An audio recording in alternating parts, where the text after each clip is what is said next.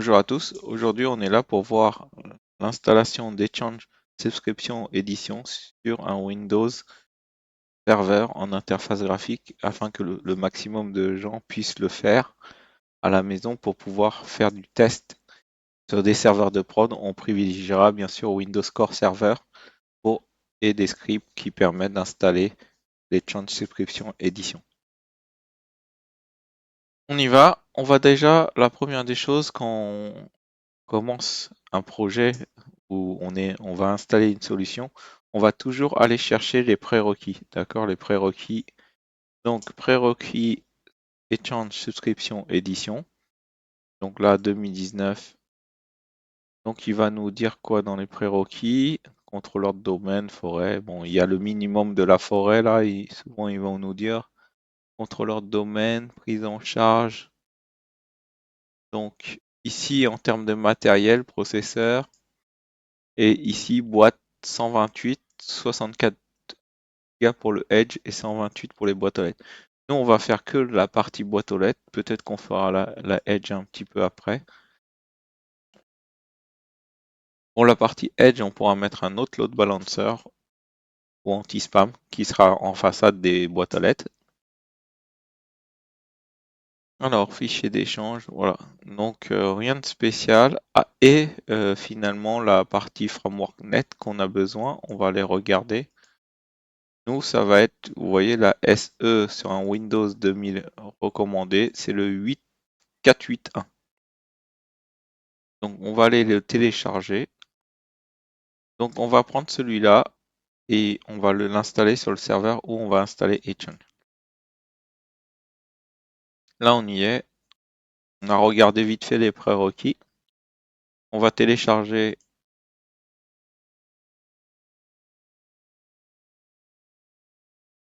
Donc, il est en cours. Voilà. Et on l'installe.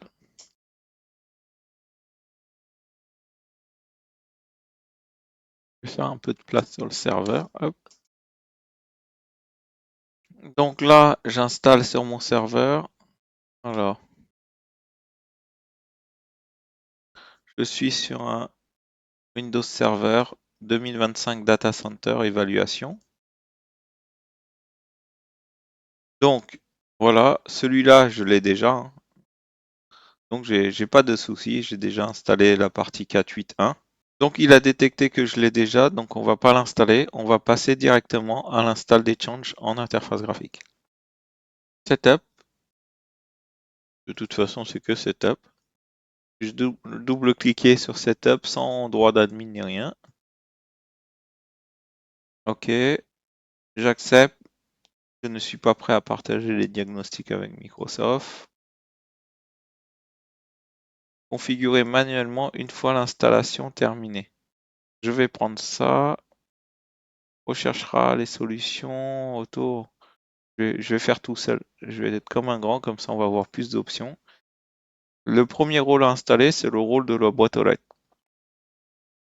Le rôle de boîte aux lettres, vous voyez là, ici, il nous coche automatiquement l'outil de gestion. On n'aura pas le choix de, hop, même si on décoche, installer automatiquement les fonctionnalités requises. Je vais prendre ça, comme ça il va directement, s'il a besoin, rajouter des fonctionnalités Windows. Sinon, on devra le faire manuellement. Voilà, j'étais sûr que l'espace 10 allait poser problème. Le chemin d'installation présente, modifiez-le. On va mettre D. Ici, on change juste la lettre du lecteur. MKDIR. Je mets le chemin comme ça. Hop, D. Comme ça, il va me créer le chemin. Ici, on va aller voir le D. Je vais vous montrer le chemin Programme File,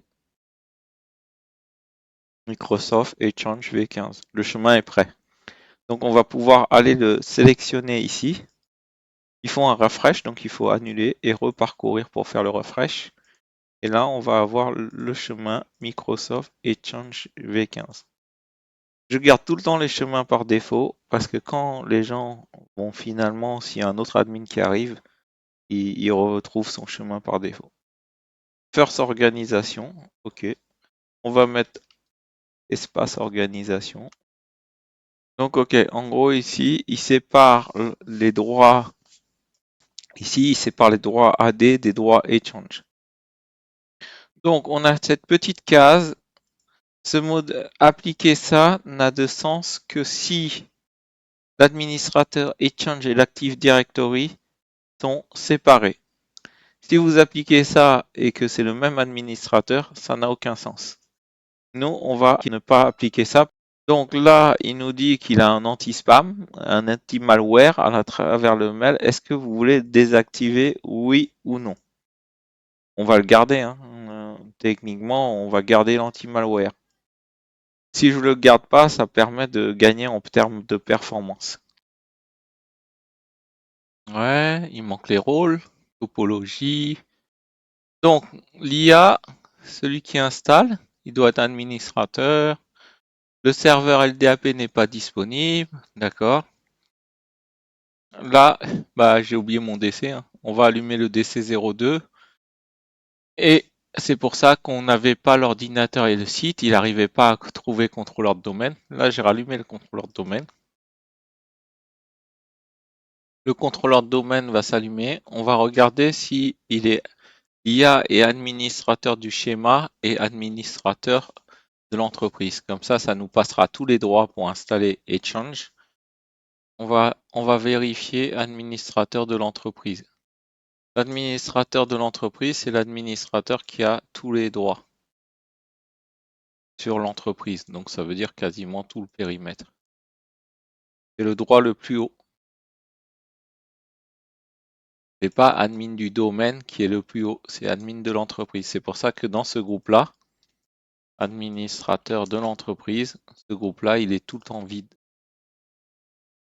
Administrateur de l'entreprise, bon moi je l'ai mis là, ça c'est une plateforme de test, c'est normal. Et j'avais admin du schéma ici, on va mettre aussi, on va mettre l'IA.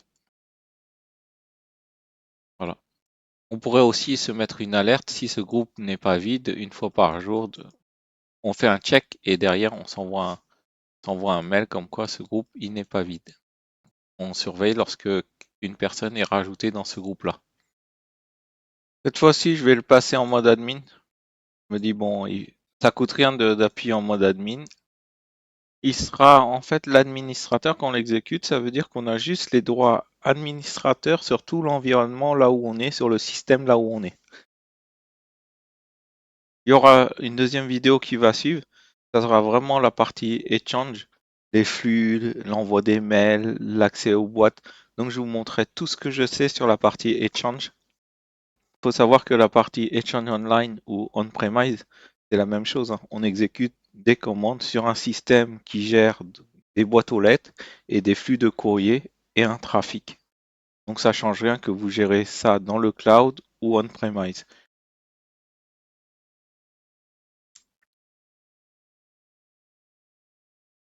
Ok, il nous dit par exemple n'appartient pas à un site Active Directory, donc ça veut dire que notre IP qui est là n'appartient pas à l'Active Directory. On va le déclarer dans site et Active Directory. Alors, site Active Directory ici.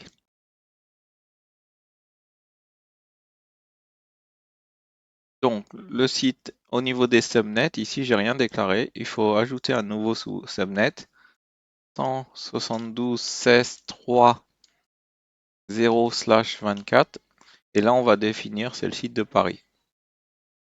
Le site de Paris, il contient les deux serveurs de Paris. C'est comme ça qu'il va retrouver toutes les machines qui sont en 3 quelque chose. Ils vont retrouver leurs DC qui sont là. Maintenant, on vient de résoudre le premier problème qui est dans le site Active Directory. On va rebooter l'ordinateur pour prendre en compte les modifications de site Active Directory ici.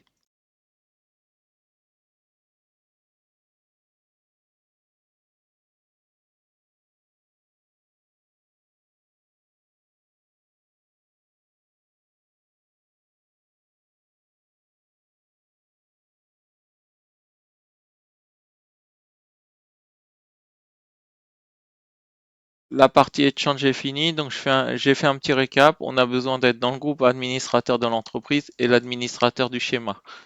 Après, on a besoin de ces modules-là. Vous cliquez sur les liens, vous faites télécharger votre version française ou anglaise, double-cliquez sur le module suivant terminé, ça vous installe l'API. 4, après la partie 2013, pareil, là j'ai installé le 64 bits. Comme c'est du suivant terminé, je le refais pas, hein. On clique 64 bits, on télécharge, on fait suivant terminé. Donc là, je viens d'installer cette partie-là. La réécriture d'URL, pareil, on clique, on va chercher le module réécriture d'URL. Ici, suivant terminé. Hop, on arrive au download, on prend la version française ou anglaise 64 bits, celui qu'on veut, et on installe suivant terminé. C'est des petits modules, je vous le montre là, réécriture d'URL, 64 bits, donc on va pas le refaire. Il nous manque la partie extension de la topologie, donc installer, schéma, tac, et voilà, setup prep AD à faire. Ok, donc maintenant on doit préparer le schéma et on doit préparer la partie AD. Tous ces commandes-là se lancent directement sur le contrôleur de domaine qui est maître de schéma. Aujourd'hui, c'est le DC02. Je vais ramener les trois commandes sur le DC02. On ramène tous ces commandes-là sur le DC02 et on va les exécuter. Donc, je vais aller lancer le CMD, exécuter en tant qu'administrateur. Je vais aller sur le D2 points, puis sur le CD-ROM et je lance la commande.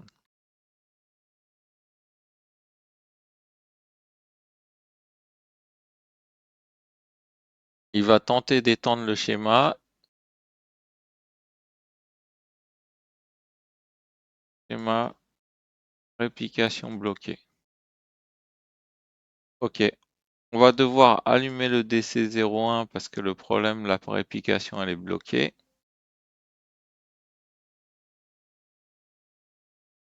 Donc, on va lancer la commande CMD en tant qu'administrateur.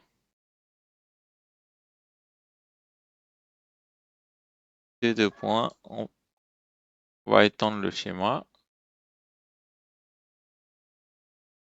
Setup. Ok, il faut que nos réplications soient correctes. Ici, en gros, j'ai une erreur parce que ils doivent, pour installer Change, il faut que les réplications soient correctes. Moi, j'avais éteint le DC01 et donc j'ai un problème pour étendre le schéma parce que les réplications ne sont pas correctes. Voilà. Maintenant, j'ai un partenaire qui a répliqué avec moi, donc ça devrait plus gêner. Je peux préparer mon schéma. Hop, on relance. J'ai débugué la partie réplication à côté parce que c'était pas forcément le but de cette vidéo. Dites-le moi en commentaire si vous voulez voir du debug de la partie réplication Active Directory. Donc là, je prépare les domaines, mais ça ne sert à rien puisque j'en ai qu'un seul. Mais s'il y en avait des sous-domaines et tout ça, bah ça prépare tous les domaines.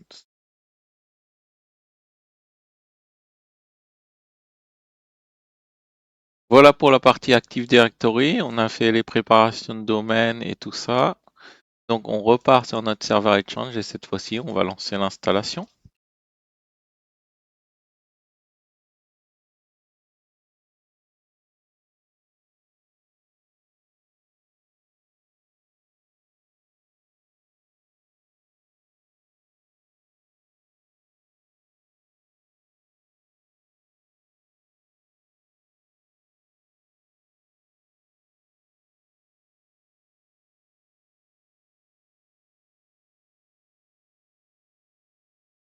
L'installation est terminée. On a lancé un reboot.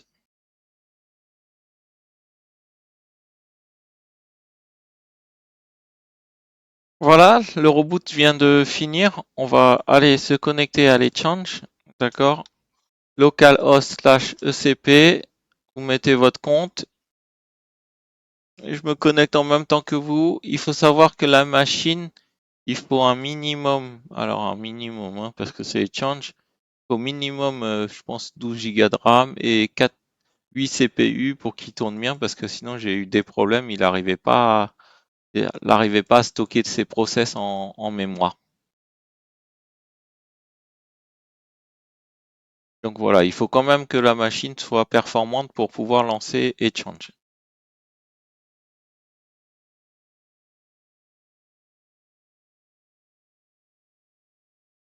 Et après, au niveau des services, là c'est un peu, on voit rien.